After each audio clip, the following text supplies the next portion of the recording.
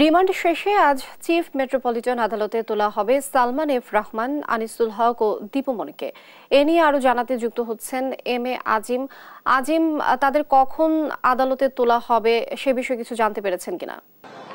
আমরা যতদূর জানতে পেরেছি যে দুপুর নাগাদ সালমান এফ রহমান সহ আনিসুল হক, যাদেরকে 10 দিনের রিমান্ড দেওয়া হয়েছিল, তাদেরকে আদালতে তোলার কথা রয়েছে এবং আমরা দুপুরের পর তাদেরকে আদালতে আনা হবে বলে এখন পর্যন্ত জানতে পেরেছি। তবে বিগত দিনে তাদেরকে আদালতে আনার সময় যে ধরনের নিরাপত্তা ব্যবস্থা আমরা আদালত প্রাঙ্গণে দেখেছি, সেই চিত্রটি এই মুহূর্তে আমরা দেখছি না। এখানে কিন্তু কয়েকজন পুলিশ সদস্য রয়েছেন। তবে আদালত প্রাঙ্গণে অন্যান্য দিনের মতো যে কর্মব্যস্ততা থাকে, আইনজীবী সহ যারা আদালতের ভিকটিম যারা আসেন, সেই চিত্রটি কিন্তু নেই। কারণ আজকে যেহেতু ছুটির দিন, সেক্ষেত্রে সাধারণ মানুষের সংখ্যা খুবই কম। এবং এর আগে সালমান এফ রহমান সহ আনিসুল হক, যাদেরকে এখানে আনা হয়েছিল, গ্রেপ্তারের পর আদালতে তোলা হয়েছিল, সেদিন কিন্তু আমরা দেখেছিলাম যে বিক্ষুব্ধ মানুষের একটি কিন্তু ভিড় আমরা এখানে লক্ষ্য করেছিলাম এবং তারা কিন্তু নানা ধরনের স্লোগান দিয়েছিলেন এবং সেই ধরনের বিক্ষুব্ধ লোকজনকেও কিন্তু আমরা আদালত প্রাঙ্গণে এই মুহূর্তে দেখছি না এবং তারাও আসেনি। হয়তোবা যেহেতু দুপুরের পরে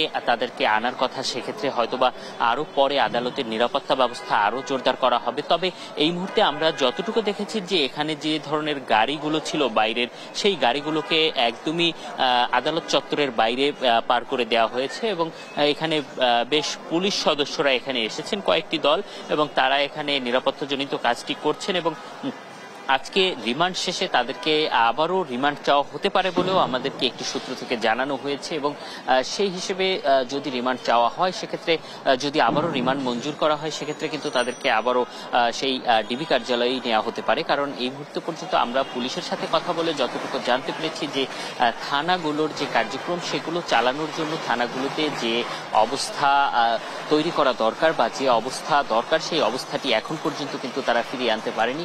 অনেকগুলো থানাকেই কিন্তু হামলাকারীরা ভেঙে দিয়েছে বা আগুন দিয়েছে, এমনকি হাজতখানা সহ সকল কার্যক্রম চালানোর জন্য যে পরিবেশটি, সেই পরিবেশটি কিন্তু এখন পর্যন্ত সেখানে নেই এবং সেই অবস্থা যদি ফিরিয়ে আনা সম্ভব হয়, তারপরে কিন্তু পুলিশ যেহেতু রিমান্ড নিচ্ছে, সেক্ষেত্রে কিন্তু তারা সেখানে নিতে পারবে।